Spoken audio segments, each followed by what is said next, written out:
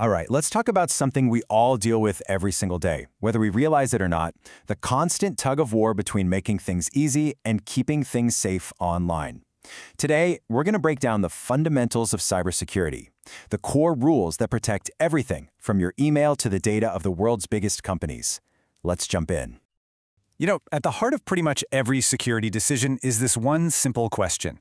Do you make something super secure, or do you make it super easy to use? It's a choice we're all making all the time. And this is the perfect example, right? Think about your Wi-Fi password. The one your internet company gives you is a nightmare of symbols and numbers. It's strong, but impossible to remember. So what do? Let's be honest. We change it to something like cupcake #1 because it's just easier for us and our friends. And that right there, that's the constant battle, usability versus security. Now, picking a simple password might not seem like a big deal, but when you scale that thinking up, the stakes get absolutely massive. For big companies, getting that security convenience balance wrong is devastating. A single data breach in 2022 cost, on average, more than $4 million. That's the real price of choosing convenience over security. So, this balancing act, this constant tension between making things easy and keeping them protected, that's what the pros call the security dilemma. And their whole job, really, is to find that sweet spot, to make systems that are simple enough for people to actually use, but tough enough to keep the bad guys out. So how on earth do they do that? Well, they start with a framework, a kind of North Star for every decision they make. It's known as the CIA Triad, and no, it has nothing to do with spies. These are the 3 golden rules, the absolute pillars that every solid security strategy is built on. First up, we've got confidentiality. The goal here is just what it sounds like, keeping secrets. It's about making sure that private information stays private. You wouldn't want just anyone reading your mail, right? Confidentiality is the digital version of that sealed envelope. Only the right people get to see what's inside. Next is integrity. This one is all about trust. It's the guarantee that your data is accurate and hasn't been messed with. Think about it.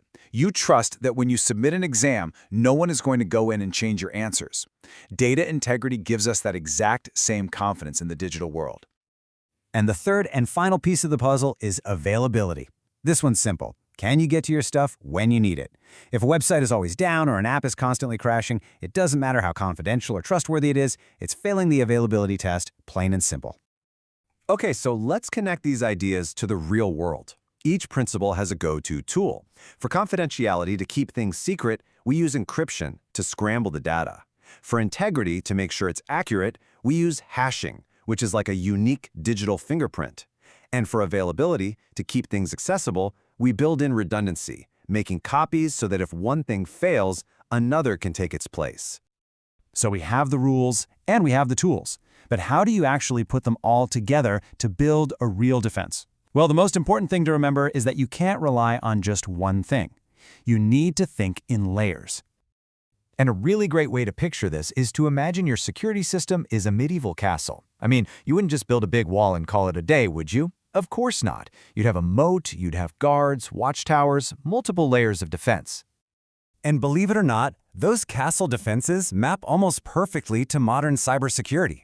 Your technical controls, those are the walls and traps, your firewalls and antivirus software. Managerial controls, that's your overall strategy, the rule book. Operational controls are your guards and their daily drills, things like backups and procedures. And physical controls are, well, physical. The locks on the doors, the cameras on the walls. But, and this is a huge but, here's the twist. That whole castle model, the idea of a strong wall protecting a safe inside from a dangerous outside, well, that idea is starting to fall apart. The way we all work and live now has changed everything.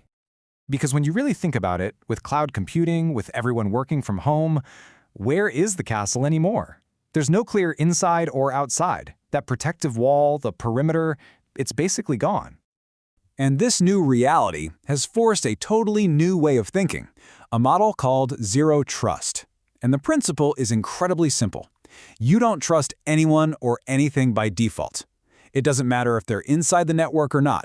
Every single person, every single device has to prove who they are every single time.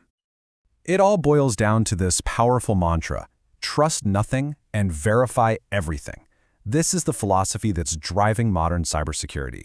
It's a complete flip of the old castle model. Instead of building bigger walls, the focus is now on constant verification. And that idea of constant verification leads us to our final crucial point. Security is never finished. It's not a box you can check or a product you can buy. In a world where you start by trusting nothing, security has to be a continuous, never-ending process of getting better. One of the key tools for this is something called a gap analysis. Now, it sounds technical, but the idea is simple. It's a process for figuring out where your security is today, where you want it to be, and how big the gap is between the two. It's basically the map for your entire security journey.